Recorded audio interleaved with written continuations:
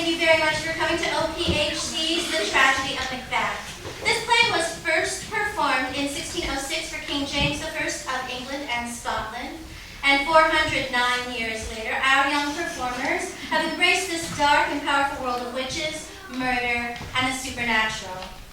The cast and crew would like to thank their family and friends for their unending support. Without it, this production would not have been at all possible. If you could take a moment now to silence your devices, if you haven't already done so. Looks like everyone's all experienced in this.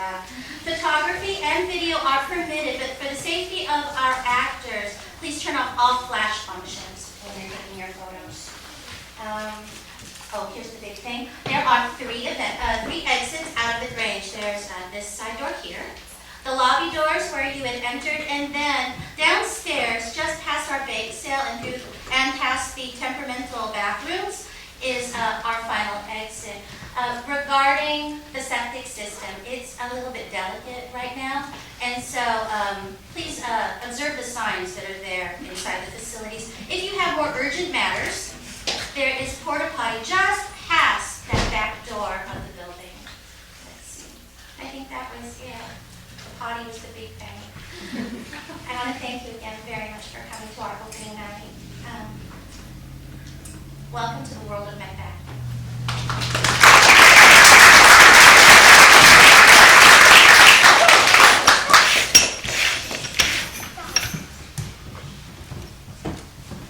When shall we three meet again, in thunder, lightning, or in rain? When the early dawn, when the battle's lost and won. There'll be air, the set of sun, Where the place? Upon the cape, there to meet with Macbeth. I come, Grimalkin. cannot call. Anon, Fair is foul, and foul is fair. hover through the fog and filthy air.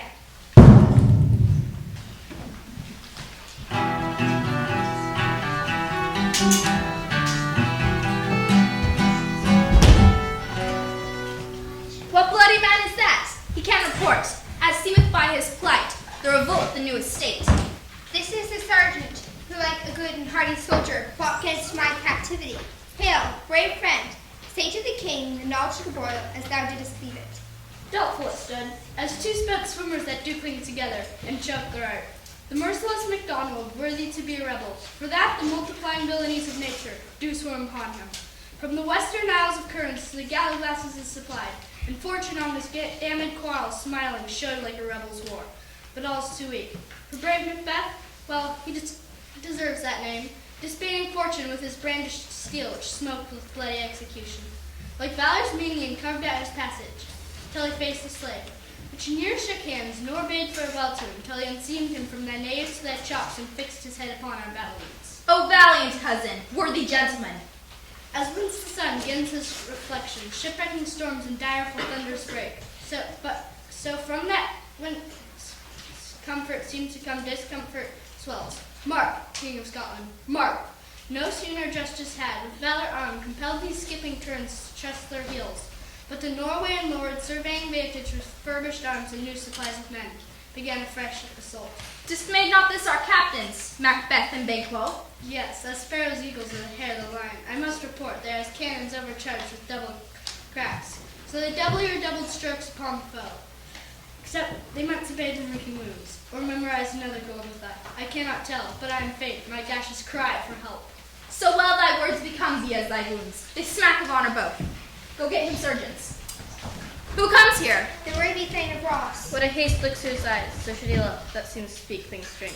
God save the king. Whence camest thou, worthy thane? From Frankfurt came, where the Norwegian banner clouded the sky, and fair people quoted. Norway himself, with terrible numbers, assisted by that most disloyal traitor, the Thane of Cawdor, began a dismal attack till beloved bridegroom, lacking proof, with point against point, rebellious arm against arm, and to conclude, the victory fell upon us. Great happiness. That now Swado, the Norway's king, created his composition. Neither we deign him burial of his men, till he dispersed at St. Colum's $10,000 to our general use. No more that Thane of Cawdor shall deceive our bosom interest. Go pronounce his present death, and with his former title, great Macbeth. I shall see it done. What he hath lost, noble Macbeth hath won.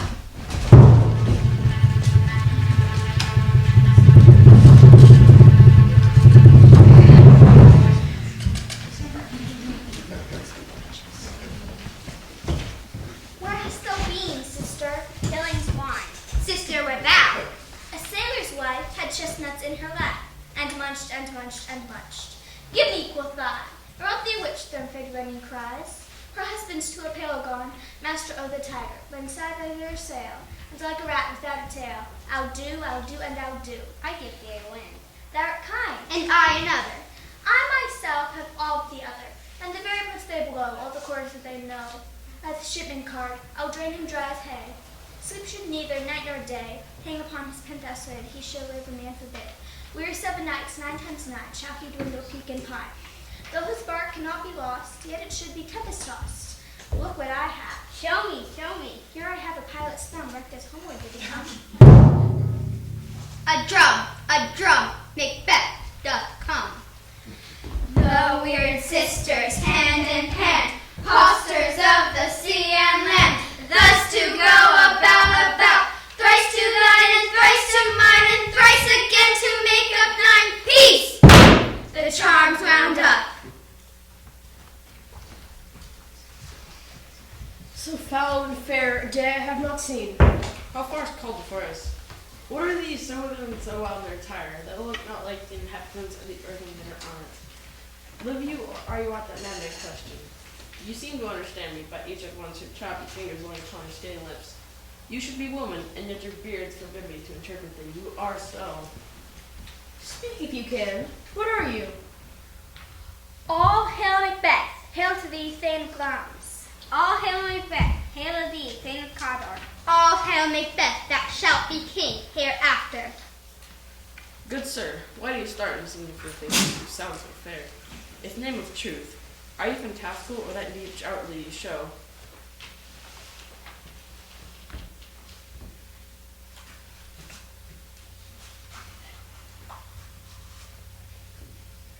Hail, hail.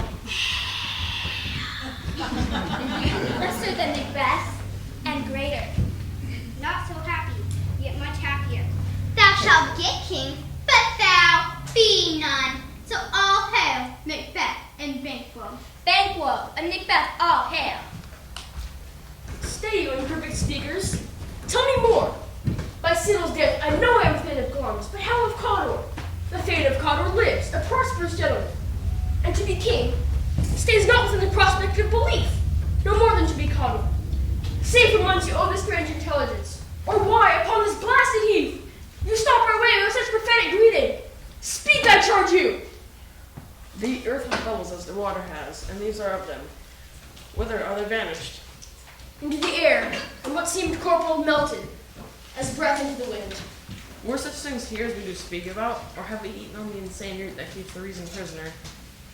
Your children shall be kings, You shall be king. and Thane of Cawdor too, were it not so. To the self-same tune and words.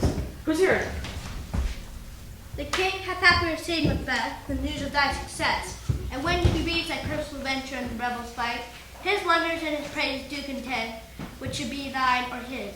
Silence with that, and viewing o'er the restless self-same day, he finds thee in the stout Norwegian race, and every one to bear thy name and his country's great defense, and pour them down before him. We are sent to give thee from our royal master thanks, only to herald thee into his sight, not pay thee. And for an earnest of a greater honor, he bade me from him call thee the Thane of Cawdor, in which addition hail most worthy Thane for design. What can the devil speak true? The Thane of Cawdor lives. Why do you dress me in borrowed robes? Who is the Thane lives yet, but under heavy judgment that bears that life which he deserves to lose.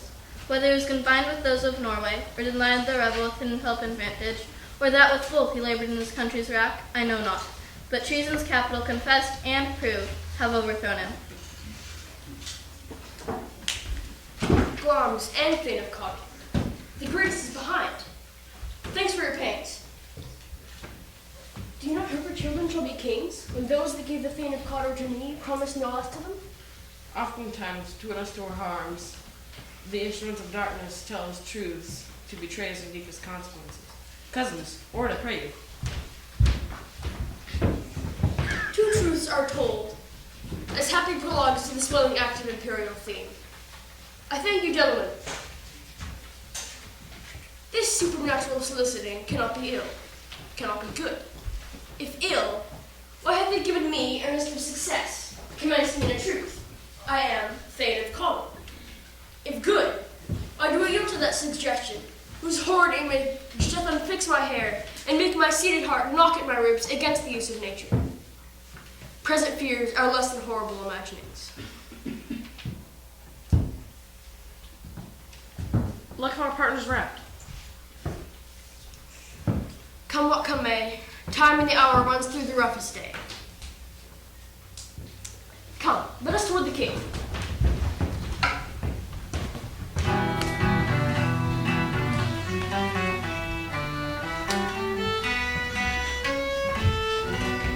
Is execution done on Cawdor? Are not those in commission yet returned? My liege, they are not yet come back. But I spoke with one who saw him die, who did report that very frankly he confessed his treasons, implored your highness's pardon, and set forth a deep repentance. Nothing in his life became him like the leaving it. He died as one that has been studied in his death to throw away the dearest thing he owed as 'twere a careless trifle. There's no art to find the mind's construction in the face. He was a gentleman on whom I built an absolute trust. O worthiest cousin, the sin of my ingratitude even now is heavy on thee. Thou art so far that swiftest wing of recompense is slow to overtake thee. Would thou hast thus deserved, that proportion both of thanks and payment might have been mine. Only I have left to say, more is thy due, than more than all can pay. The service and the loyalty I owe in doing it pays itself. Your highness's part is to receive our duties, and our duties are to your throne, and state children, and servants, which do but what they should, by doing everything safe toward your love and honor. Welcome hither. I have begun to plant thee and will labor to make thee full of growing. Noble Banquo, that hast no less deserved, nor must be known to have done so. Let me enfold thee and hold thee to my heart. There if I grow, the harvest is your own. My plenteous joys, wanton in fullness, seek to hide themselves in drops of sorrow. Sons, kinsmen, thanes, and you whose places are nearest, know we will establish our state upon our eldest, Malcolm, whom we name hereafter the Prince of Cumberland.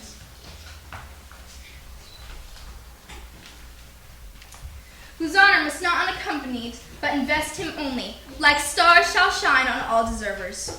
From hence to Inverness, and bind us further to you. The rest is labor which is not used for you.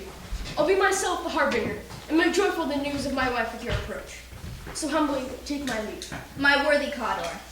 The Prince of Cumberland. That is a sip in which I must fall down, or else o'erleap, for in my way it lies. Stars, hide your fires. Let not light see my black and deep desires. The eye, wink at the hand. Yet let that be which the eye fears when it is done to see. True worthy Banquo, he is full so valiant, and in his commendations I am fed. Let's after him, whose care has gone before to bid us welcome. It is a peerless kinsman.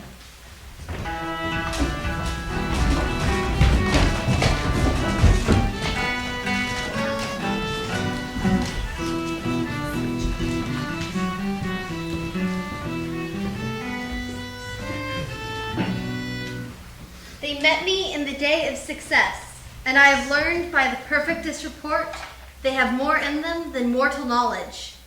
When I burned in desire to question them further, they made themselves air, into which they vanished. Whilst I stood wrapped in the wonder of it, came missives from the king, who all hailed me, Thane of Cawdor, by which tell before these weird sisters saluted me, and referred me to the coming on of time with Hail, King that shalt be. This have I thought good to deliver thee, my dearest partner of greatness, that thou mightst not lose the dues of rejoicing by being ignorant of what is promised thee. Lay it to thy heart, and farewell. Glamis thou art, and Cawdor, and shalt be what thou art promised. And yet do I fear thy nature. It is too full of the milk of human kindness to catch the nearest way. Thou wouldst be great, art not without ambition, but without the illness that should attend it. What thou wouldst highly, thou wouldst thou holily, wouldst not play false, and yet wouldst wrongly win. Thou'dst have, great Glamis, that which cries, thus thou must do, if thou have it, and that which rather thou dost fear to do, than wishest should be undone. Hie thee hither, that I may pour my spirits in thine ear, and chastise with the valor of my tongue all that impedes thee from the golden round, which fate and metaphysical aid doth seem to have thee crowned withal. Hark! The raven himself is hoarse, that croaks the fatal entrance of Duncan under my battlements. Come, you spirits that tend on mortal thoughts, unsex me here and fill me from the crown to the toe, top full of direst cruelty. Make thick my blood, stop up the access and passage to remorse, that no compunctious visitings of nature shake my fell purpose, nor keep peace between the effect in it.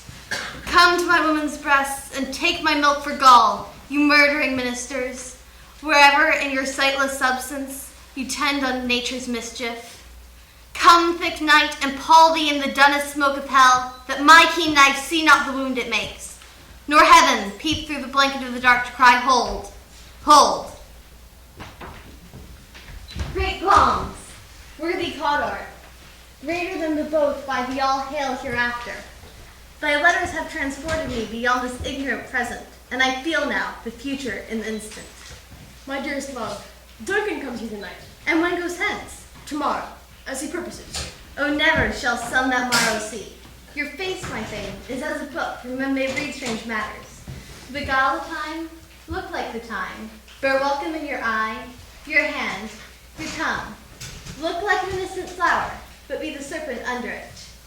He that's coming must be provided for, and ye shall put this night's great business into my dispatch, which shall to all our nights and days to come give solely sovereign sway and masterdom. We will speak further. Only look up clear. To alter favor ever is to fear. Leave all the rest to me.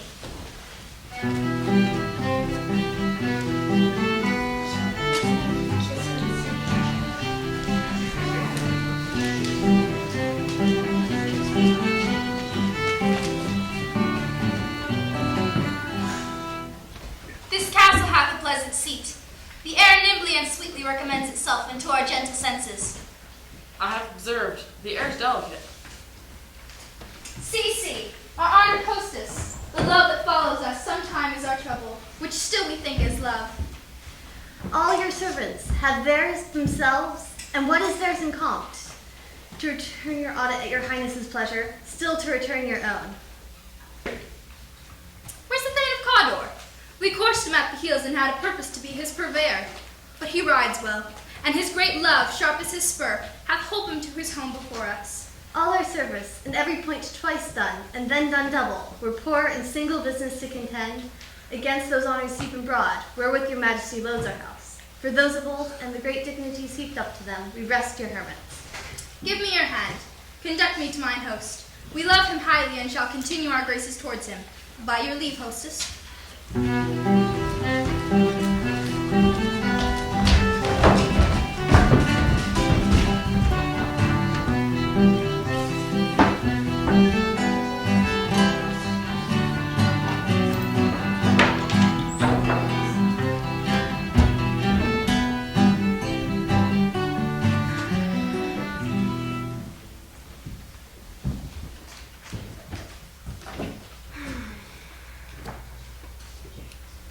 If it were done, when 'tis done, then 'twere well were done quickly. If the assassination could tremble up the consequence, and catch with his surcease success, that but this blow might be the be-all and the end-all here. But here, upon this bank and shoal of time, we jump the life to come. But in these cases we still have judgment here, though we would teach bloody instructions, which, being taught, return to plague the inventor. This even-handed justice commends the ingredients of our poison chalice to our own lips. He's here in double trust. First, as his kinsman and his subject, strong both against the deed. Then, as his host, who should against his murderer shut the door, not bear the knife myself. Besides, this Duncan hath borne his faculties so meek, been so clear in his great office, that his virtues will plead like angels. I have no spur to prick the sides of my intent, but only vaulting ambition, which overleaps itself and falls on the other. How now? What news? He hath almost supped. Why have you left the chamber? Hath he asked for me? Know you not he has? We will proceed no further in this business. He hath honored me of late, and I have brought golden opinions from all sorts of people, which will be worn now in their newest gloss, not cast aside so soon. Was the hope drunk wherein you dressed yourself, and wakes it now to look so green and pale at what it did so freely? From this time, such I account thy love. Art thou feared to be the same in thine own act and valor as thou art in desire? Wouldst thou have that which thou esteemest the ornament of life, and live a coward in thine own esteem, letting I dare not, wait upon I would, like the poor cat in that. Prithee, peace. I dare do all that may become a man. Who dare do more is none. What beast was it then that made you break this enterprise to me? When you durst do it, then you were a man, and to be much more than what you were, you would be so much more than. Nor time nor place did then adhere, and yet you would make both. They have made themselves, and that their fitness now does unmake you. I have given suck, and know how tender 'tis to love the babe that milks me. I would, while smiling in my face, have plucked my nipple from its boneless gums, and dashed the brains out, had I so sworn as you have done to this. If we should fail? We fail, but screw your courage to the sticking point, and will not fail. When Duncan is asleep, for to the rather shall his hard day's journey soundly invite him, will I, with wine and wassail, so convince that memory, the warder of the brain, shall be as a fume, and the receipt of reason a limbeck only. When in swinish sleep their drenched natures lie as in a death, what cannot you and I perform upon the unguarded Duncan, when those sleepy too shall bear the guilt of our great quell? Bring forth men children only, for thine dauntless metal should compose nothing but males.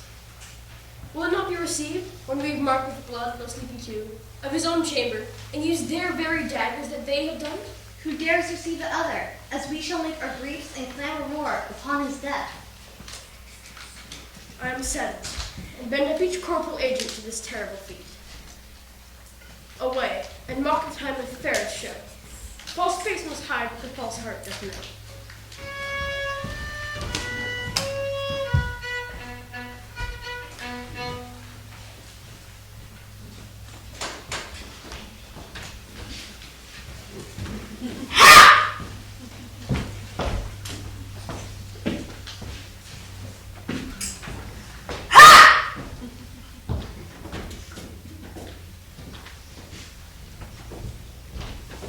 How goes the night, boy?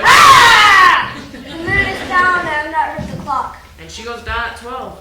I take it is later, sir. Hold. Take my sword. There's husbandry in heavens. Their candles are all out. A heavy summon lies like lead upon me, and yet I would not rest. Merciful powers restrain me the cursed thoughts and introduce way to repose. Give me my sword. Who's there? A friend. What, sir? I dare not rest. King's a bed. Yeah, did an unusual pleasure, and sent forth great largesse to your offices. Being unprepared, our will became a servant to defect. Which else should free abroad? This diamond he grieves the right withal, and shut up the miser's content.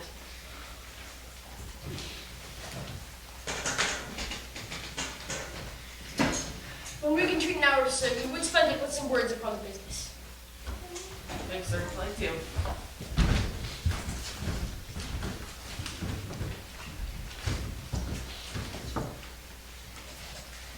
Is this a dagger, which I see before me? The handle toward my hand? Come, let me clutch thee.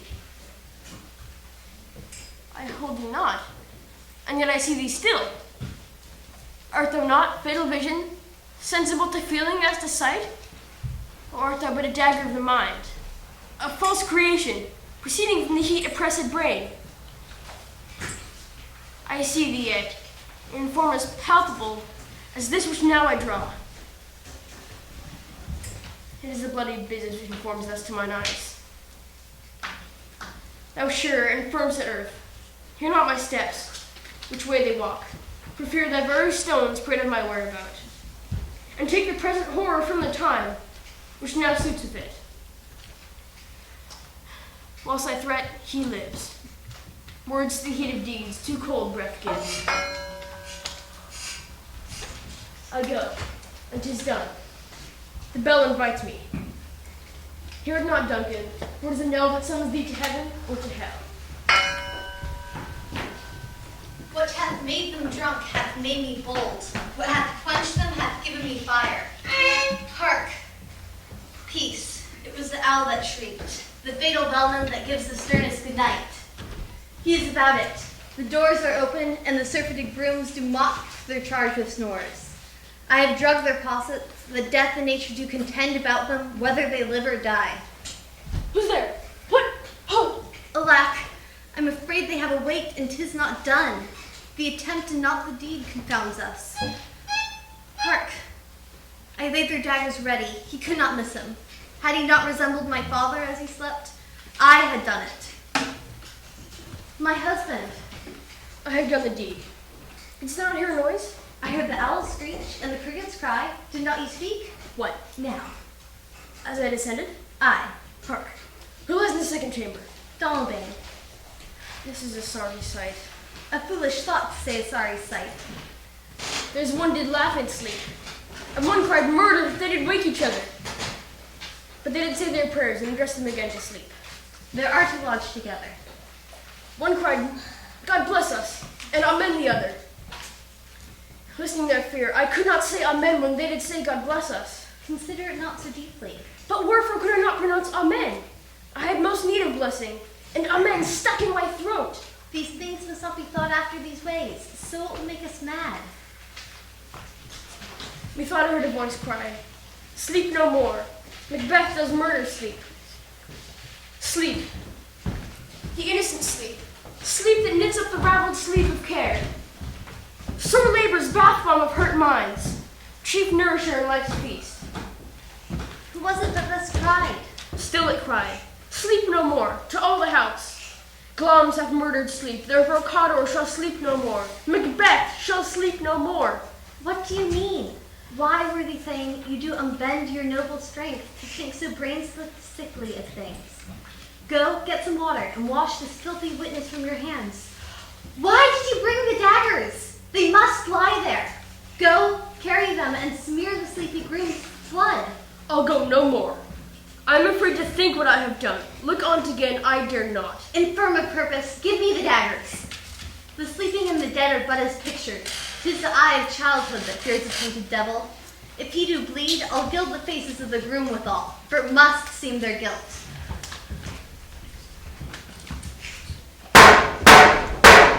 What knocking is this?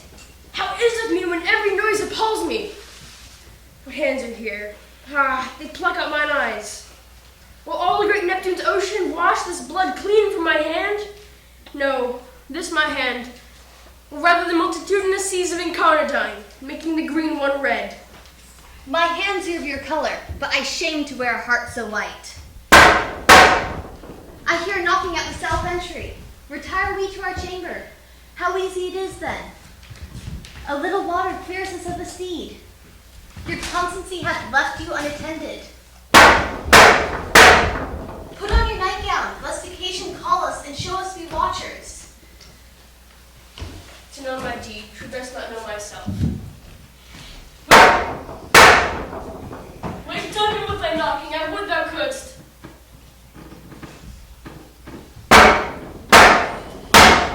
There is a knocking indeed. If man were porter of hell gate, he should have all turned the key. Knock, knock, knock. Who's there? Is the name Beelzebub, the farmer that hanged himself on the expectation of planting? Come in time, I've napkins enough about you for hail your...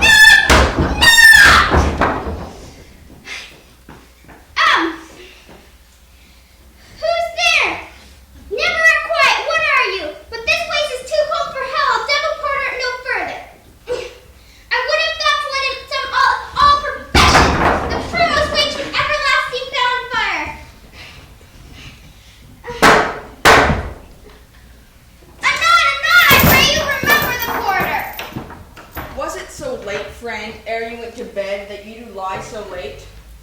Aye, sir, we were carousing till the second cock, and drink, sir, is broker of three things. I believe drink gave thee the lie last night. That it did, sir, the very throat on me, but I required firm fly, and I being too strong for him, that sometimes he took up my legs, but I made a shift to cast him. Is thy master stirring? Our knocking has awakened him. Here he comes. Good morrow, noble sir. Good morrow, both. Is the king stirring, worthy thane? Not yet. He did command me to call timely on him. I've almost slipped the hour. I'll bring you to him. I know this is a dreadful trouble to you, but yet it is one.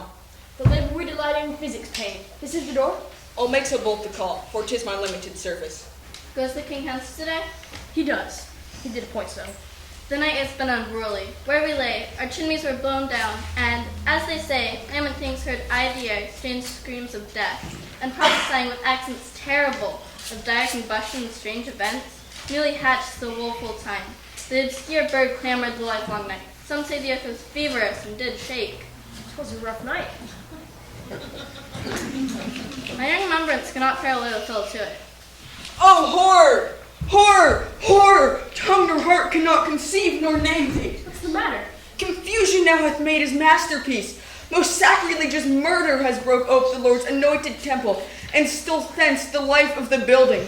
What is you say? The life? Mean you, his majesty? Approach the chamber and destroy your sight with a new gorgon. Do not bid me speak. See, and then speak yourselves. Awake! Awake!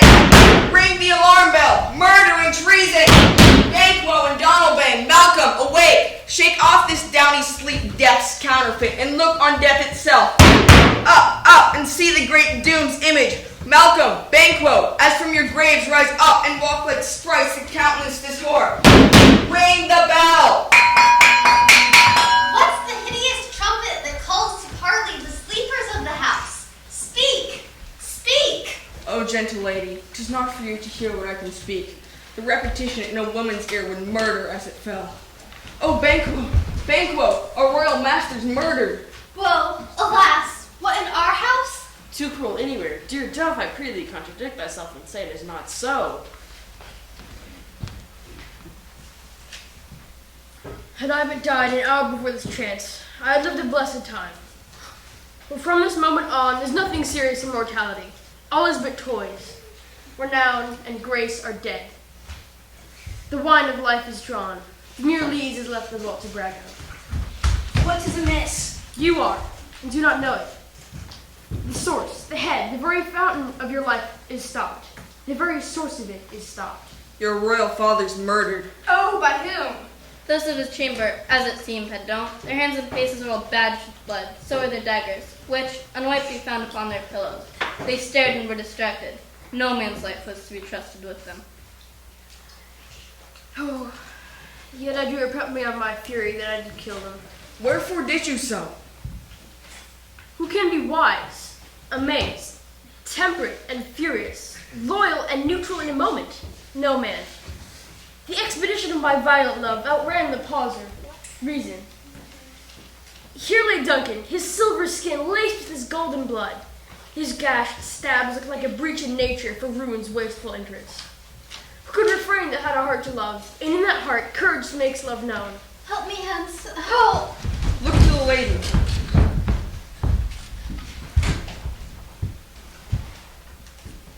By and hold their tongues, the most may claim this argument for ours. What should be spoken here where our fate hidden in our home and Russian sees us? Let's away, our tears are not yet brewed. Nor our strong saw upon the foot of motion. Look to the lady.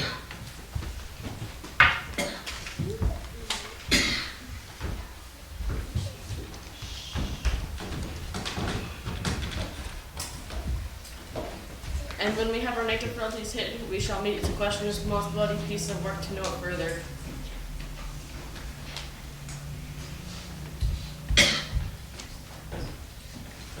I fight chooses malice. And so do I. So all. Let's briefly put on manly readiness and meet in the hall together. Well contented.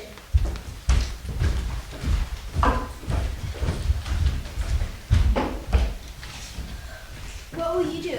Let us not consort with them. Show an unfelt sorrows, and often which a false man does easy.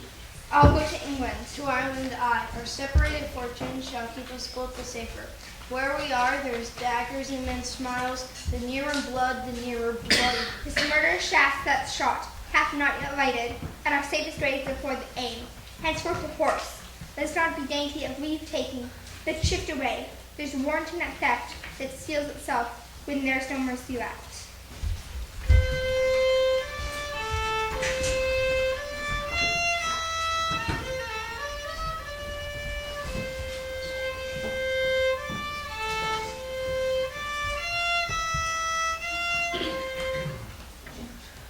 80, and 10 I can remember well. Within the volume of time I've seen hours dreadful and things strange. But this sore night hath trifled former knowings. Call, good father.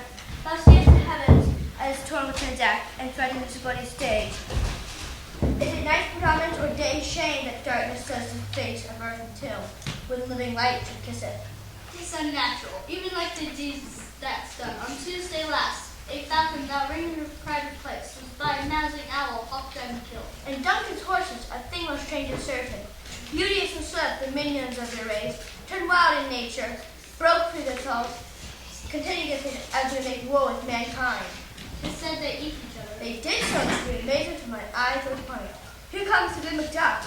How goes the world for now? Why, see you not? Is it known who did this more than bloody deed? Those that Macbeth have slain. Alas day, what good could they pretend? They were suborned. Malcolm and Donalbain, the king's two sons, were stolen away and fled, which puts upon him suspicion of the deed. Hurtless ambition that would rave up in untouched means. Then 'tis most likely the sovereignty will fall upon Macbeth. He is already named and gone to Scone to be invested. Where's Duncan's body? Carried to Comkill, the sacred storehouse of his predecessors and guardian of their bones. Will you to Scone? No, cousin, all to Fife. Well, I will thither. Well, may you see things well done there. Adieu, lest our old road sit easier than our new. Farewell, father. God's best can go with you, but those that make good of bad and friends of foes.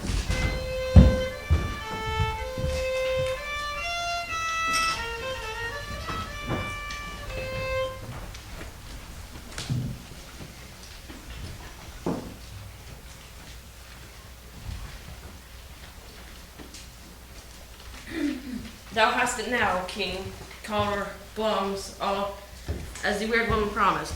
And I fear thou played most foully for it. Yet it was said it should not stand in thy posterity, and I should be the root and father of many kings. If there comes truth from them, may they not be my oracles as well, and set me up in hope. But hush, no more. Who's our chief guest? If he had been forgotten, it had been as a gas in our great feast, and all thing unbecoming. Jack will us home on supper, sir, and I'll request your presence. Thanks, sir. Like you. Ride you forth this afternoon? Aye, my good lord. We would have most desired your good advice, which still hath been both brave and prosperous in this day's good counsel. But we'll take tomorrow. Is it far you ride? I don't know. As far as I will, I will fill up the time twixt this and supper. Come at our feast. My lord, I will not. Goes Fiddles with you? Aye, my lord. Our time does call upon us. Go not my horse the better. I would become a borrower of the night for a dark hour and twain. I wish horses swift and sure foot, and so I do commend you to their backs. Farewell.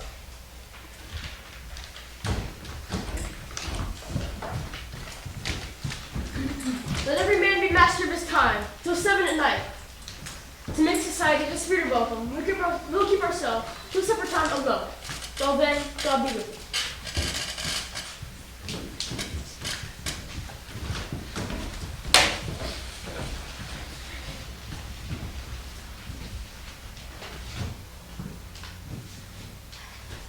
To be thus is nothing, but to be safely thus.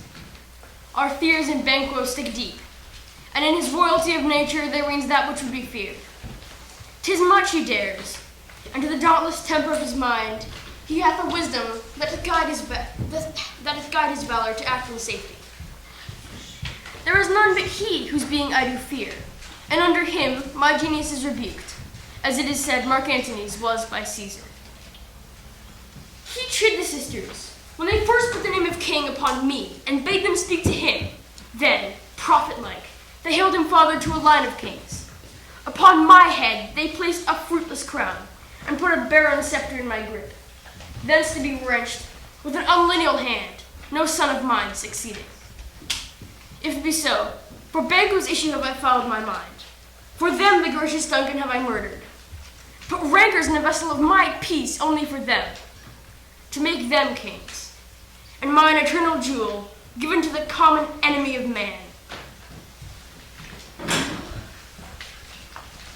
Who's there? Well then, have you considered of my speeches? Know you that it was he in the times past, which held you so under fortune, whose heavy hand bowed you to the grave and beggared yours forever? It was yesterday that we spoke together, so please your highness. And yes, you made it known to us. I did so, and went further, which is now our point of second meeting. Is your patience so predominant in your nature that you can let this go? Are you so gospel to pray for this good man and for his issue, whose heavy hand hath bowed you to the grave and beggared yours forever? We are men, my liege. Aye. In the catalogue you go for men, as hounds and greyhounds, spaniels, mongrels, curs, shoes, water rugs, and demi-wolves are clubbed all by the name of dogs. Now if you have a station in the file, not in the worst rank of manhood, say it, and I will put that business in your bosoms, which in execution takes your enemy off, grapples you to the heart and love of us, who wear our health but sickly in his life, which in his death were perfect. I am one, my liege, whom vile blows and buffets, and so insist that I am reckless of what I do despite the world. And I another, so weary with disaster and tugged with fortune, that I would set my life on any chance to mend it or rid of it. Both of you, no Banquo is your enemy. True, my lord. So is he mine, and in such bloody distance that every minute of his being thrust against my nearest of life.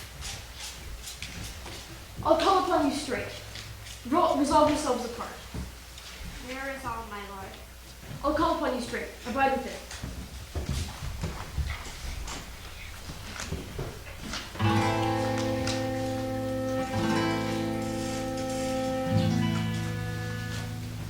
Naught had, all spent, where our desire is got without content. 'Tis safer to be that which we destroy, than by destruction dwell in doubtful joy.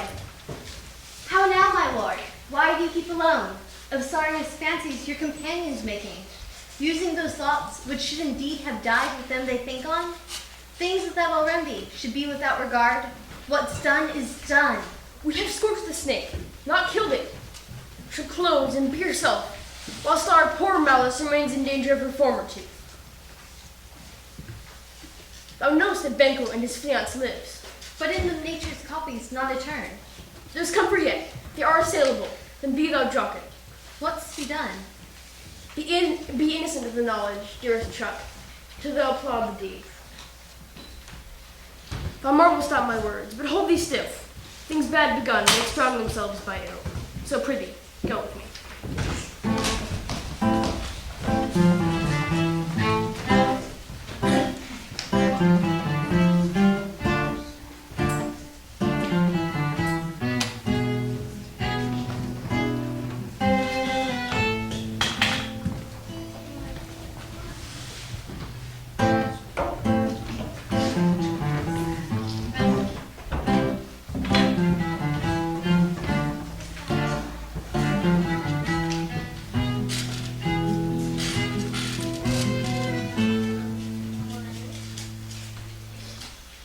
Who did bid thee join us? Macbeth. He needs not our mistrust, since he delivers our offices and what we have to do to the direct and just. Then stand with us. The west yet glimmers with some streaks of day, that spurs the night a traveler pace, to gain the timely end, and near approaches, the subject of our watch. Hark, I hear horses. Give us a light there. Ho! Then 'tis he, the rest are within. Note of expectation are already in court. His horses go about. Almost a mile, but he does usually, so all men do. From hence the basket, make it their walk. A light. 'Tis he. Stand to it. It will be rain tonight. Let it come down. Oh, treachery! No! Fire! Fire! Raise your head!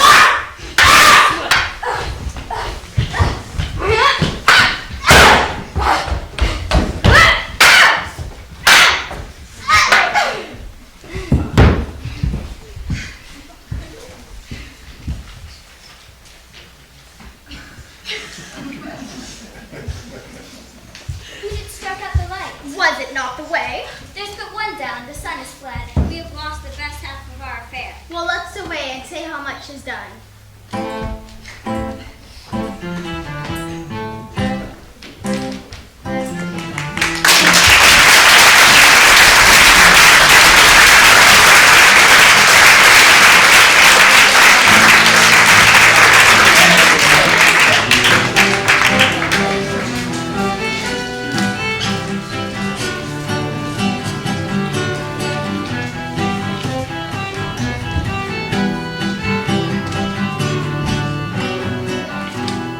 You know your own degrees. Sit down. And first and last, the hearty welcome. Thank you, Your Majesty. Our son will mingle with society and play the humble host. Our hostess keeps your state, but in the best time, we will require her welcome. Pronounce it for me, sir, to all our friends. When my heart speaks, they are welcome. See, they encounter thee with their heart's thanks. Here are the tables even. Anon, we'll drink and measure the table round.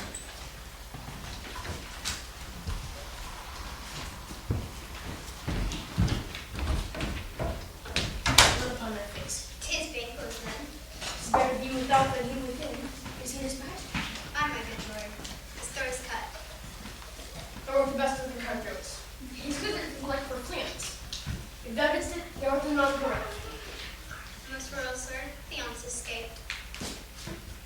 Here comes my fate again. I had also been perfect. Whole as the marble, found as the rock, as broad and free as the casing air.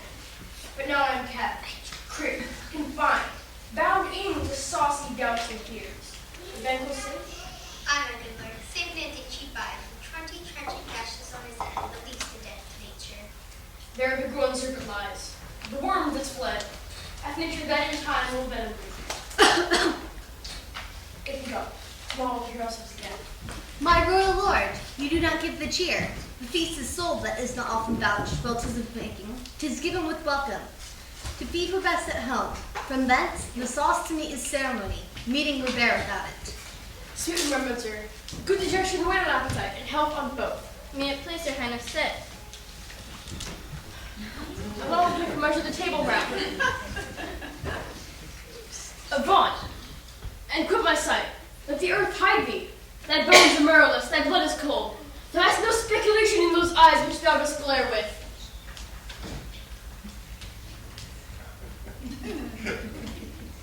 Think of this, good peers, but as a thing of custom. 'Tis no other, only it spoils the pleasure of the time. What man dare, I dare. Approach thou like the rugged Russian bear, the armed rhinoceros and the Hycrean tiger. Take any shape but that, and my firm nerves shall never tremble, or be alive again. Endure me to the desert with thy sword. If trembling I inhabit then, protest me the baby of a girl. Unreal mockery. Hence, horrible shadow. Hence! Why so? Being gone I am man again. Pray you sit still. You have displaced the mirth, broke the good meeting with most admired disorder. Can such things be? And overcome us like a summer's cloud, without a special wonder? You make me strange, even to the disposition that I owe, when I think you can behold such sights, and keep the natural ruby of your cheeks, when mine is blanched with fear. What sights, my lord? I pray you, speak not. He grows worse and worse. Question rages him. At once, good night. Stand not upon the order of your going, but go at once. Good night, and better health attend his majesty. A kind good night to all.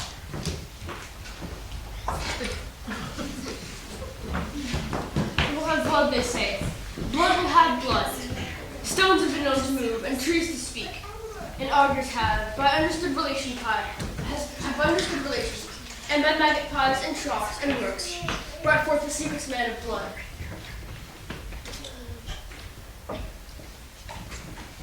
Where's the night? Almost at all to the morning, which is which? My strange and self-abuse is the initiate fear that wants hard use.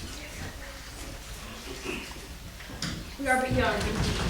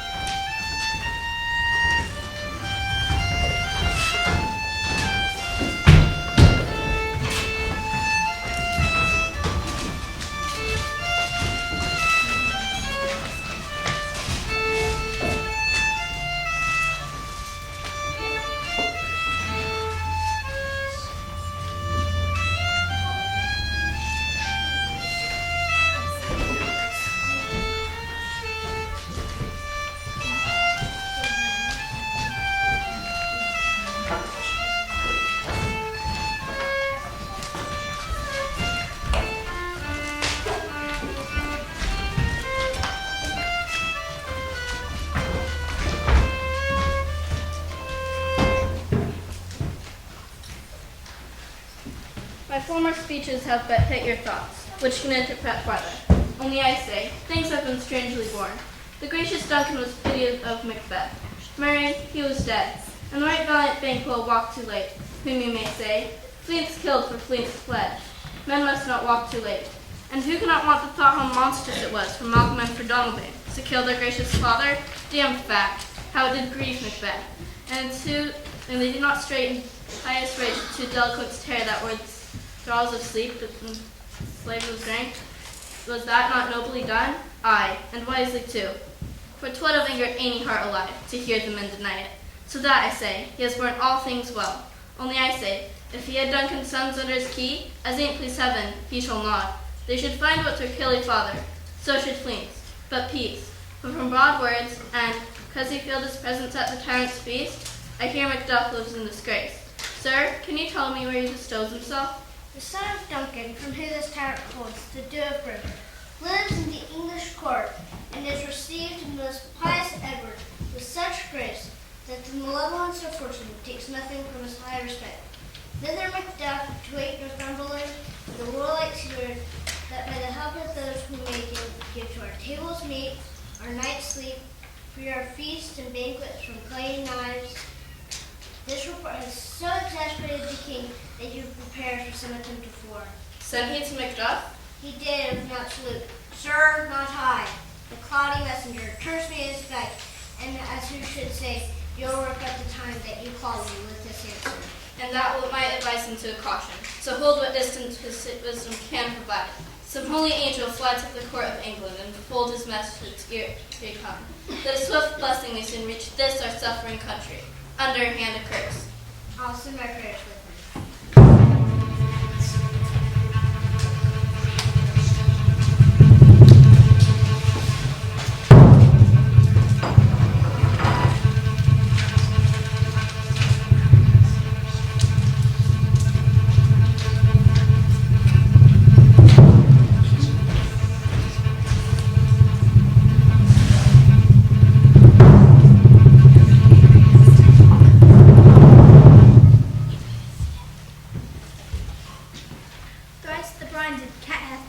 Thrice and once the head pig whined. Harpier cries, 'tis time, 'tis time. Round about the cauldron go, in the poisoned entrail toad. That under cold stone days and nights have 31. Soldiered venom sleeping got. Boil thou first in charmed pot.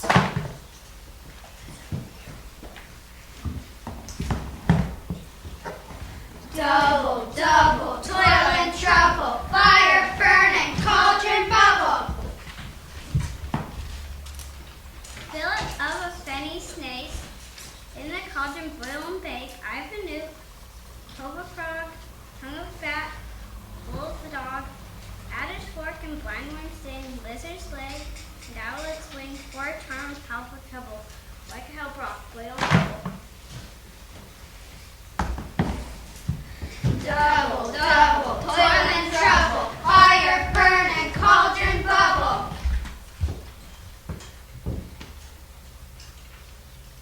Scale of dragon, tooth of wolf, witch's mummy, maw and gulf. Of the ravines, salt sea shark, root of hemlock, a dig is a dirt. Liver of a blaspheming Jew, gal of goat and slip of ewe. Slivered in the moon's eclipse, nose of Turk and Tartar's lips. Fingers of a burst-strangled babe, ditch delivered by a drab, make the scroll thick and snug. Now let's add a tiger's chaldron to the ingredients of our cauldron. Double, double, toil and trouble, fire burning, cauldron bubble. Born baboon's blood, then the charm is farming good. By the pricking of my thumb, something wicked this way comes. Open locks, whoever knocks. How now, you secret black of midnight hags? What is to do? A deed without a name. I conjure you, by that which you profess, however you come to know it. Answer me to what I ask you. Even till destruction sicken. Answer me. Speak. Demand. Will answer, saith thou'st rather hear from our mouths or from our masters. Call them. Let me see them. Corn sows blood that hath eaten her 9 pharaohs. Grease that swim from the murdered gibbet thrown into the flame. Come high or low thyself and office deftly show.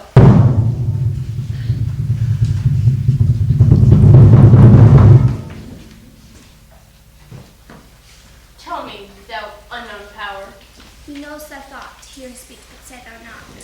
Macbeth, Macbeth, Macbeth. Beware Macduff.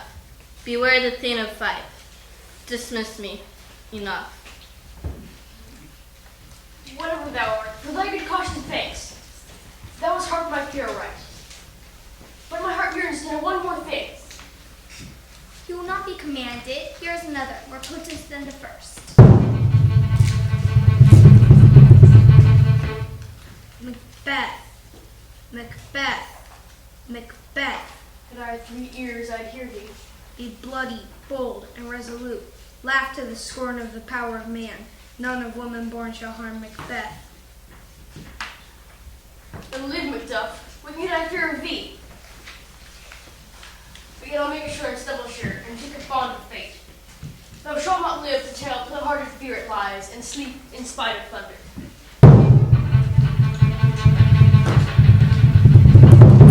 What is this that rises like the issue of a king, and wears upon its baby brow the round top of sovereignty? Listen, But speak not to it.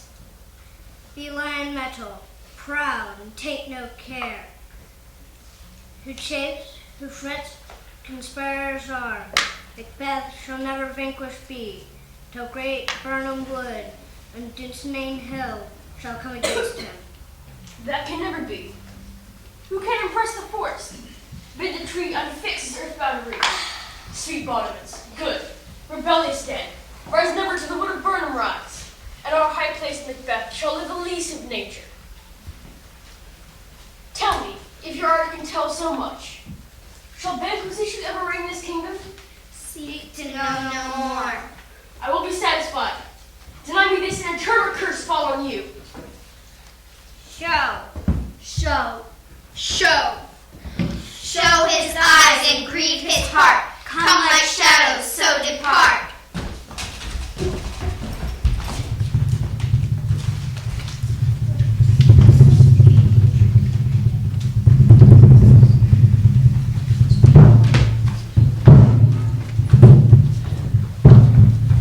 Thou art too like the spirit of Banquo. Down. Thy crown does sear mine eyeballs. And thou hair, thou other gold-bound brow, is like the first. The third is like the former. Filthy hags, why do you show me this? A fourth? Start, eyes. What? Will the lines reach out to the crack of dew? Another yet? A seventh? I'll see no more. And then an eighth appears, which bears a glass, in which I see many more. And some I see with twofold balls, and treble scepters carry. Horrible sight. But now I see 'tis true. For the blood-boltered Banquo smiles upon me and points at them for his. What, is this true?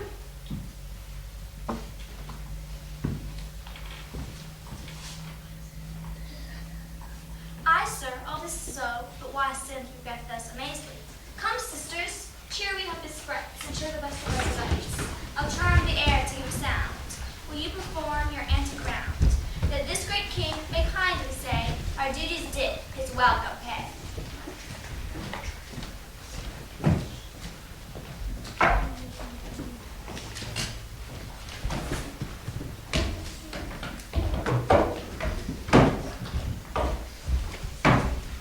Where are they?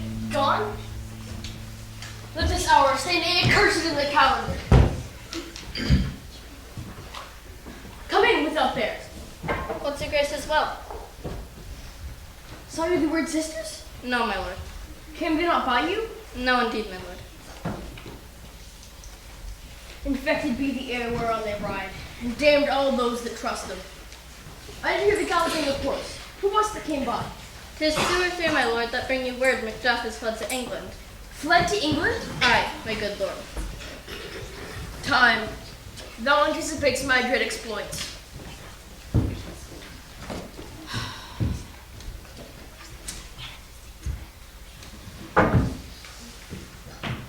castle of Macduff I will surprise. Seize upon Fife, give to the edge of the sword his wife, his babes, and all unfortunate souls that trace him in his line. But no boasting like a fool. This deed I'll do before my purpose cool. Where are these gentlemen? Come, bring me where they are.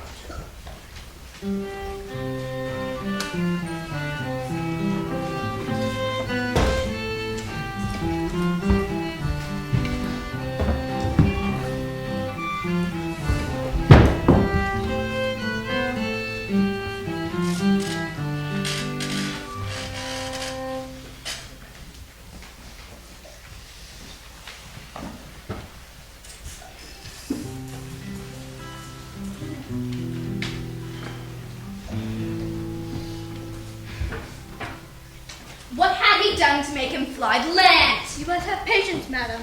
He had none. His flight was madness. When our fears do not, our actions do make us traitors. You know not whether it was his wisdom or his fear. Wisdom?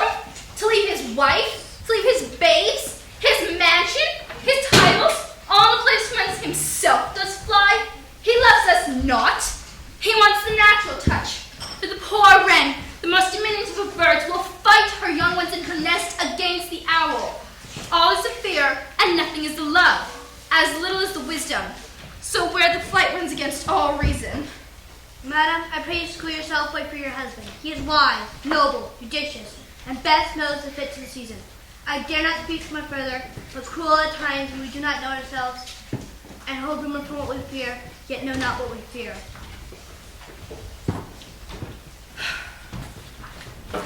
My pretty cousin, blessing upon you. Father he is, and yet he is fatherless. I am so much a fool, should I stay longer. If you mind his grace and your discomfort, I take my leave at once. Sirrah, your father is dead. What will you do now? How will you live? As birds do, mother. What, with worms and flies? With what I get I need, and so do they. Poor bird, thou'dst never feared the net nor the line, the pitfall nor the gin. Why should I, mother? Poor birds, they're not set out for. My father's not dead, for all your sayings. Yes, he is dead. Now what will you do for a father? Nay, what will you do for your husband? Why, I can buy me 20 at any market. You'd buy them and sell them again. Thou speakest with all thy wit, and yet with wit enough for thee. Is my father a traitor, mother? Aye, that he was. What is a traitor? One that swears and lies. Be it all traitors that do so? Everyone is a traitor and must be hanged. Who must hang them? Why the honest men? Then the liars and swears are fools. There are liars and swears enough to be with the honest men and hang them up. Now God help thee, poor monkey. But what will you do for a father? My father's not dead for all your sayings. For if he were, you'd weep for him, which is a good sign I should have a new one soon. Poor prattler, how thou talkest. Bless you, fair dame. I am not too known. Though in your state of honor, I am perfect. I doubt some danger does approach you nearly. If you will take a homely man's advice, be not bound here. Hence with your little ones. To fright you methinks I am too savage. To do worse to you with fell cruelty, which is to deny a person. Heaven preserve you. I dare abide no longer. Whither should I fly? I have done no harm. But then again I remember I am in this earthly world, where to do harm is often laudable, and to do good is often accounted dangerous folly. Why then, alas, do I put up that womanly defense to say I have done no harm? What are these faces? Where is your husband? I hope in no place so unsanctified where thou mayst find him. He's a traitor. You're lying! Traitor! What you ain't? You don't buy a treachery. Kill me!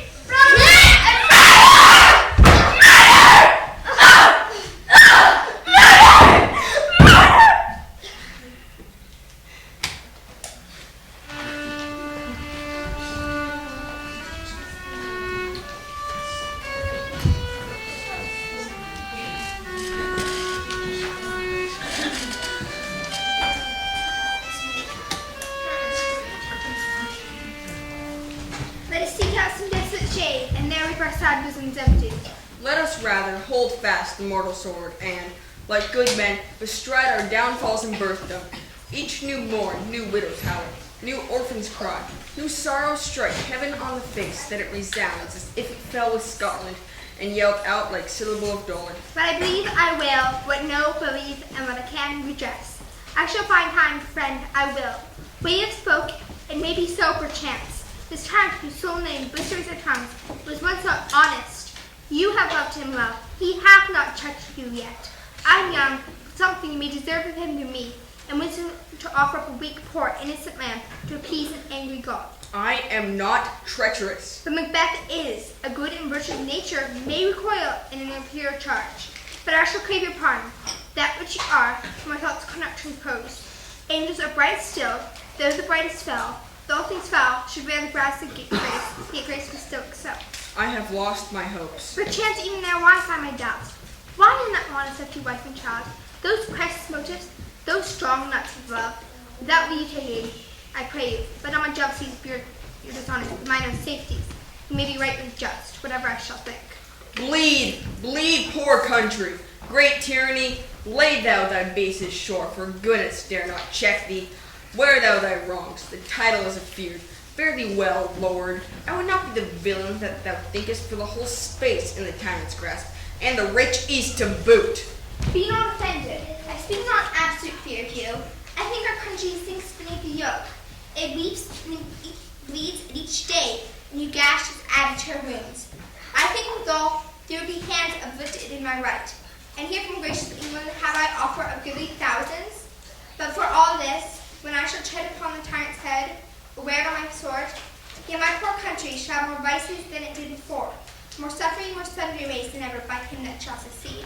What should he be? It is myself I mean, whom I know, all particulars of vice so bad, and they shall be opened up. Black with death from seeing its pure snow, and the state esteem him as a lamb, be compared to my finest arms. Not in the legions of horrid hell can come a devil more damned than evils to Tom Macbeth. I get bloody, luxurious, avaricious, false, deceitful, sudden, malicious, spacking every sin that has a name. But better Macbeth than such a monster reign. Boundless intemperance, in nature is a tyranny. It hath been the untimely emptying of the happy throne and fall of many kings. Yet fear not yet to take upon you what is yours.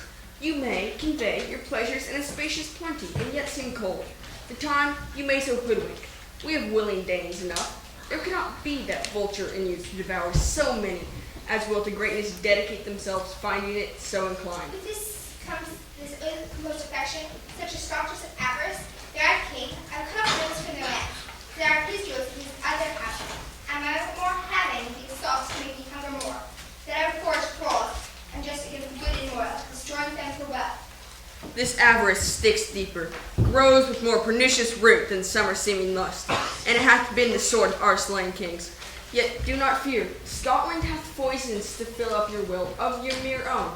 All these are portable, with other graces weighed. But I have none that can become graces, as justice, verity, temperance, stableness, bounty, perseverance, mercy, lowliness, courage, patience, fortitude. I have no relish with them, but about each of the several crimes. Now, if had I power, I should put the city of conquered in hell, for the universal peace, confound all unity on earth. Oh, Scotland! Scotland! If such a one be fit to govern, speak. I am as I have spoken. Fit to govern? No, not to live. O nation miserable, with untitled tyrant, bloody sceptred, when shalt thou see thy wholesome days again, since that the truest issue of thy throne by his own interdiction stands accursed, and does blaspheme his breed? Thy royal father was a most sainted king. The queen that bore thee, oftener upon her knees than on her feet, died every day she lived. Fare thee well. These evils thou repeatest upon thyself have banished me from Scotland. O my breast, my hope ends here. Macduff, this noble passion, child's integrity, hath from my soul wiped back scruples. Reconcile my thoughts to thy good truth and honor. Devilish Macbeth, by many of these trains, has thus win me into his power, and modest wisdom plucks me from overcourteous haste. The God above deal between thee and me. For even now I put myself to thy direction, and I speak my own detraction. Here abjure the taints and blames I laid upon myself for strangers to my nature. My first false speaking was this upon myself, but I am truly is thine and my poor country to command. Whither indeed before thy here approach, old sire and 10,000 warlike men already at a point of setting forth. Now altogether, and our chance of goodness be like a word to quarrel. Why are you silent? Such welcome and unwelcome things at once. 'Tis hard to reconcile. See, who comes here? My countryman, yet I know not. My ever gentle cousin, welcome hither. I know him now. Good God, the times remove the means that make us strangers. Sir, amen. Stand Scotland where it did. Alas, poor country, almost afraid to know itself, where sighs, shrieks, and groans that rend the air are made, not marked. Bad sorrow is a modern ecstasy. The dead man's knell is Zarathustra's ask from whom, and good men's lives expire before the flowers in a cast, dying or ere they sicken. Oh, relation, too nice and yet too true. What's the newest grief? Each hour does hit this new one. Each minute does hit new. How does my wife? Why well? And all my children? Well too. The tyrant is not battered at their peace? No, they were well peace right and leave them. Be not denuded of your speech. How goes it? Gracious England hath lent us good sire and 10,000 men, and older and a better soldier none, that Christendom gives out. Would I could answer these comforts with light, but I have words of be howled out in the desert air, where hearing should not lash them. What concern then? The general cause, or is it a fee grief due to some single breast? No mind that is honest, but it assures from low, for the main part pertains to you alone. If it be mine, keep it not from me. Quickly, let me have it. Let not your ears despise me forever, which shall burn them with the heaviest sound that ever yet they heard. I guess it is. Your castle surprised, your wife and babes savagely slaughtered. To relate the manner upon the glory of these murdered years would be the death of you. Merciful heavens, what manner pour you hath upon your brows? Give sour words. The grief that does not speak whispers the outwrought heart and bids it break. My children too? Wife, children, servants, all that could be found. And I must be from thence. My wife killed too. I have said, Be comforted, let us make medicines of our great revenge to cure this deadly grief. He has no children. All my pretty ones? Did you say all? Oh, hell kite, all? What? All my pretty chickens in their dam at one fell swoop? Dispute it like a man. I shall do so, but I must also feel it as a man. I cannot but remember such things that were most precious to me. Did heaven look on and would not take their part? Sinful Macduff, they were all struck for thee, not that I am, not for their own demerits, but for mine fell slaughter on their souls. Heaven rest them now. Be this the whetstone of your sword. Let grief convert to anger, lighten up the heart, and rage it. I could play the woman with mine eyes and braggart with my tongue, but, gentle heavens, cut short all intermissions. Front to front, bring thou this fiend of Scotland and myself. Within my sword's length set him. If he escape, heaven forgive him too. This tune goes manly. Come, go to the king. Our power is ready. Our act is nothing but our leave. Macbeth is ripe for shaking, and the powers above put on their instruments. Receive what cheer you may. The night is long that never finds the day.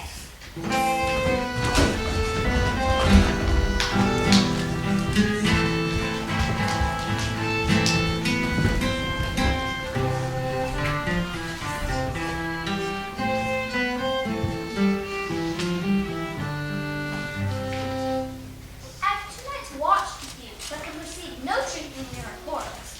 When was it she last walked?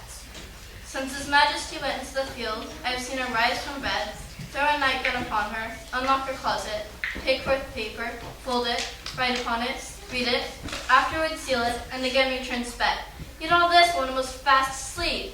A great perturbation of nature, to receive at once the benefit of sleep, and do the effect of watching and disturbing agitation. Besides her walking and other actual performances, what at any time have you heard her say? That, sir, which I will not report after her. You may to me, and 'tis most meet you should. Not to you nor anyone, having no witness to confirm my speech. Lo you, here she comes. This is her very guise, and, upon my life, fast asleep. Observe her, stand close. How came she by that light? Why, it stood by her. She is light by her continually. 'Tis her command. You see her eyes are open.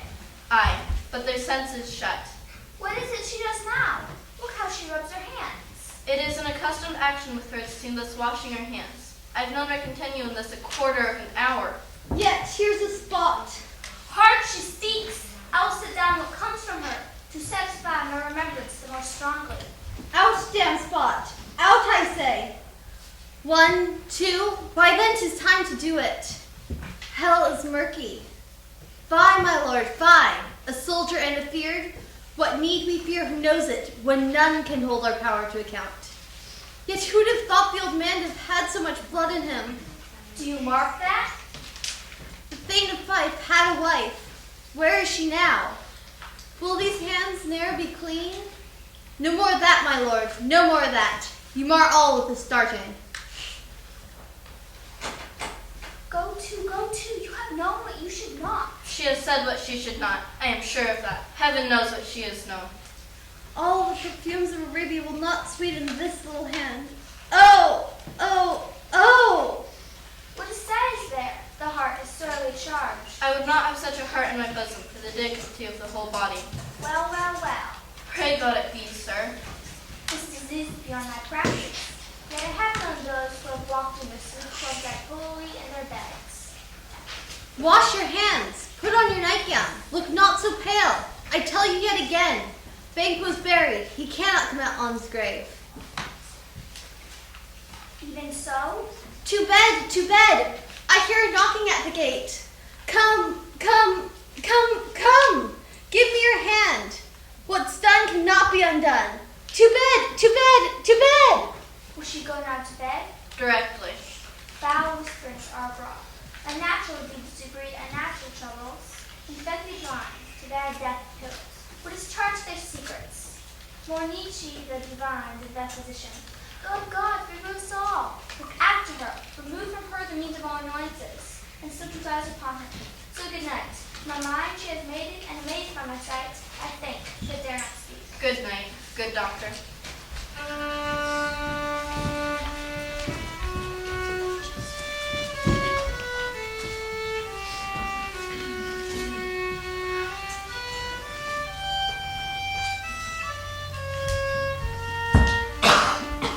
Bring me no more reports. Let them fly all till Burnham order move to Dunsinane. I cannot take with fear. What's the boy, Malcolm? Is he not born of woman? The spirits know all mortal consequences who pronounce me thus. Fear not, Macbeth. No man that's born of woman shall e'er have power upon thee. Then fly, false things, and mingle with the English epicures. The mind I sway by, the heart I bear, shall never sag with doubt nor shake with fear. Devil damn thee black, thou cream-faced moon. Where gost thou that goose look? There are 10,000 Geese, villain, soldiers, sir. go, prick thy face, overread thou fear, thou lily-livered boy. What soldiers packed? Death of thy soul. Those linen cheeks of thine are counselors to fear. What soldiers, whey-face? The English force, so please you. Take thy face hence. Satan! I am sick at heart when I behold. Satan, I say! This push will cheer me now or deceit me ever. Satan! What's your grace's pleasure? What news more? All is confirmed, my lord. Which was reported. I'll fight till from my bones my flesh be hacked. Give me my armor. 'Tis not needed yet. I'll put it on. How goes your patient, doctor? Not sick, my lord, as she is troubled with the coming fancies that keep her from her rest. Cure her of that. Canst thou not minister to a mind disease? Pluck from the memory a rooted sorrow, raise out the grim troubles of the brain, and with some sweet, oblivious antidote, cleanse the bosom of that perilous stuff which weighs upon the heart. Therein the patient must minister to himself. Throw physic to the dogs, I'll none of it. Come, put my armor on. Seated, send out. Doctor, the fiends fly for me. If thou couldst, cast the water of my land. Find your disease, and purge it to a sound and pristine health. I would applaud to the very echo that should applaud again. Pull't off, I say. What rhubarb, senna, or what purgative drug could scour these English heads? Hearst thou of them? Aye, my good lord, your royal preparation makes us hear something. Bring it after me. I will not be afraid of death and bane till Burnham Forest come to Dunsinane. Were I from Dunsinane, away and clear, profit again should hardly draw me here.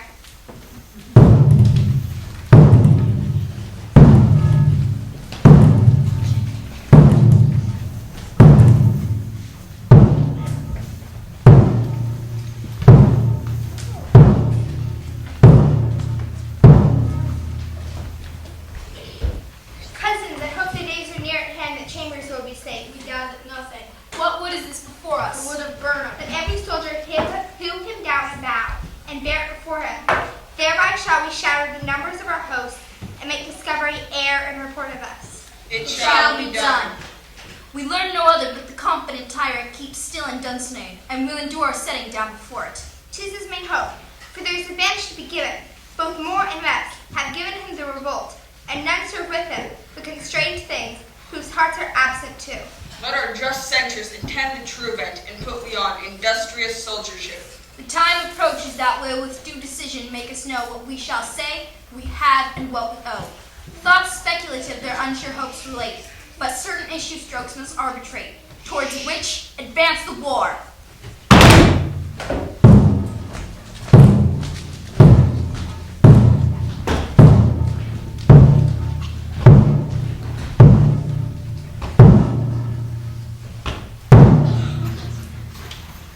Hang out our banners on the outward walls. The cry is still they come. Our castle's strength will laugh a siege to scorn. Here let them lie, till famine and the ague eat them up. Were we not forced with those that would be ours, we might have met them Dareful, beard to beard, and beat them backward home. It's the cry of women, my good lord. I have almost forgot the taste of fears. The time has been. My senses would have cooled to hear a night shriek, and my fill of hair would at a dismal treatise rouse and stir as life were in't.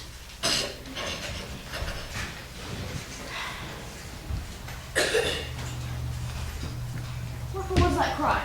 The queen, my lord, is dead.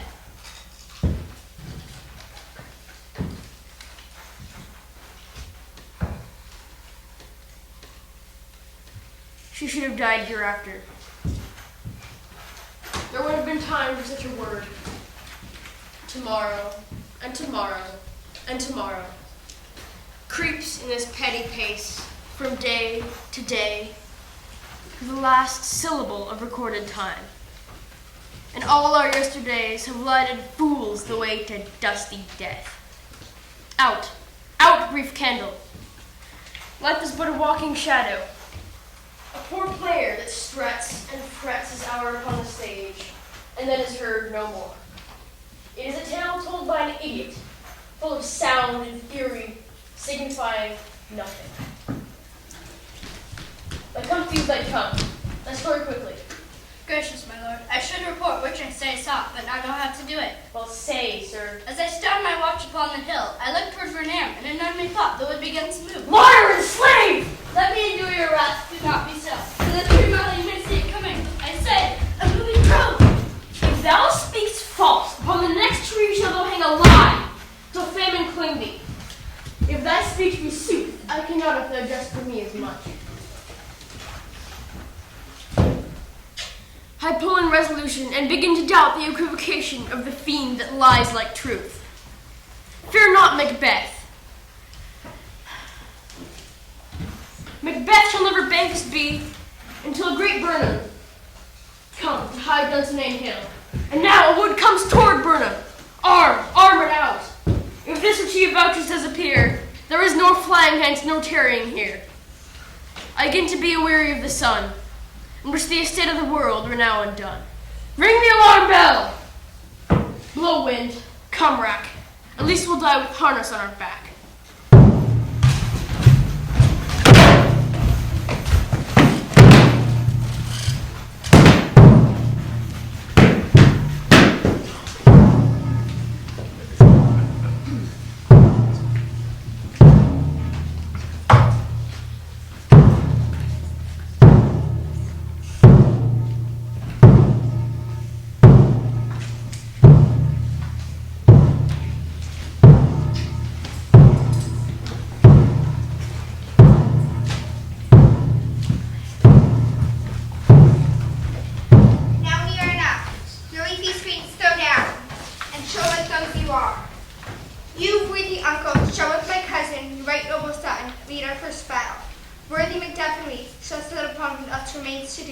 According to our order. Fare you well. Do we but find the tyrant's power tonight? Let us be beaten if we cannot fight. Make all our trumpets speak. Give them all breath. Those clamorous harbingers of blood and death.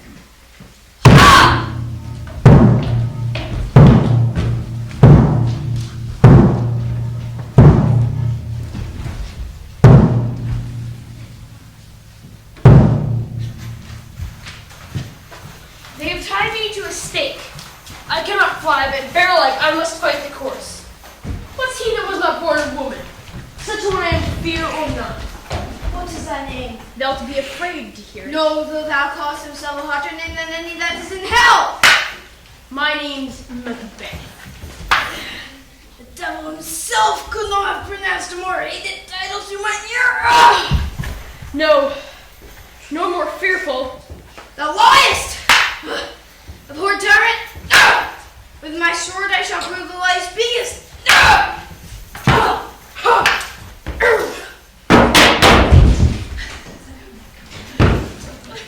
Thou wast born of woman, but swords I smile at. Weapons laugh to scorn, brandished by one that's of a woman born.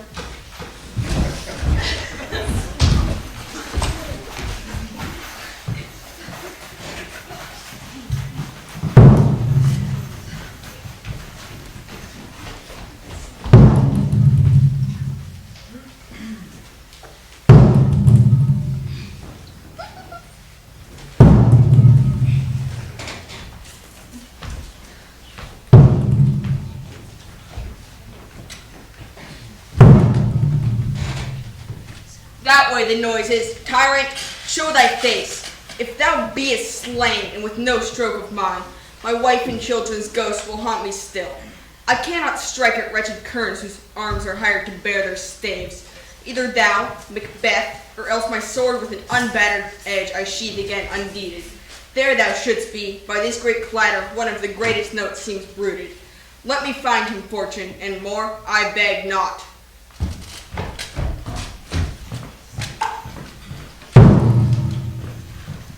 This way, my lord. The castle's gently rendered. The tyrant's people on both sides do fight.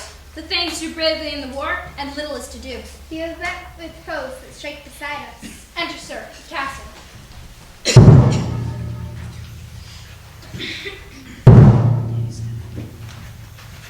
Why should I play the Roman fool and die on mine own sword?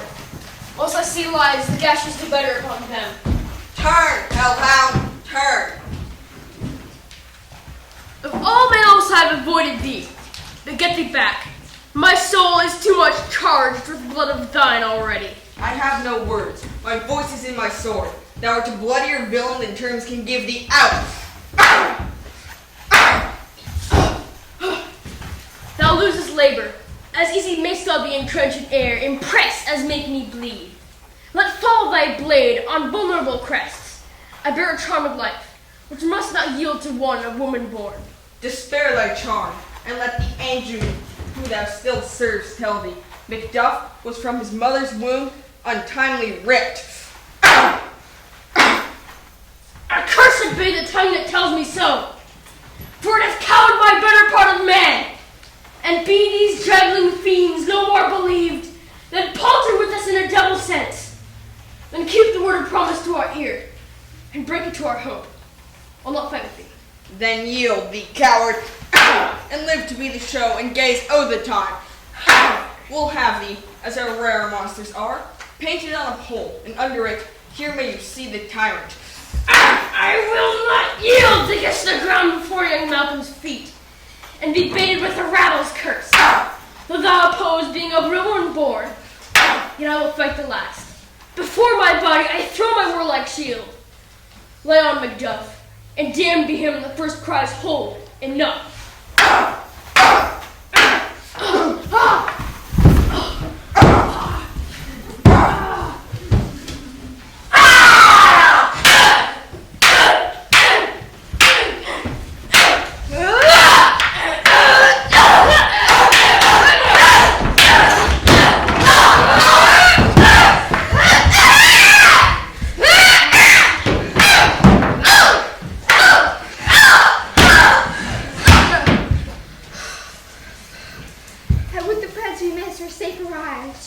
Some must go off, and yet by these I see, so great a day as this is cheaply bought. Macduff is missing, and your noble son. Your son, my lord, has paid a soldier's debt. He let live, but tells a man, the which no sooner has prowess confirmed, the unto station where he fought, but like a man, he died. Then he is dead? Aye, and brought off the field. Your cause of sorrow was not measured by his worth, for then it hath no end. Had he his hurts before? Aye, on the front. Why then God's soldier he be. Had I as many sons as I have hairs on my head, I would not have wished them a fairer death. And so his knell is an old. He is worth more sorrow, and that I'll spend for him. He is worth no more. They say he parted well and paid his scores. And so God be with him. Here comes your comfort. Hail, king, for so thou art. Behold where stands the usurper's cursed head. The time is free.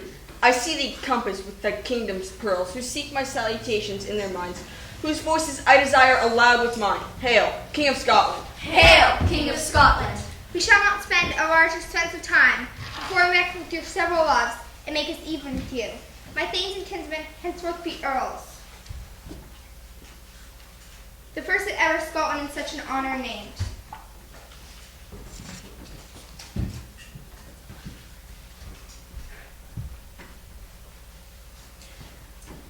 What's more to do, which should be planted newly with the time, as calling home our exiled friends abroad, that fled the snares of watchful tyranny, producing forth the cruel ministers of this dead butcher and his fiend-like queen, who as his thought by self and violent hands took off her life. This, and what needful else that calls upon us by the grace of grace, we will perform in measured time and place. So thanks to all at once, and to each one whom we invite to see us crowned at Scone.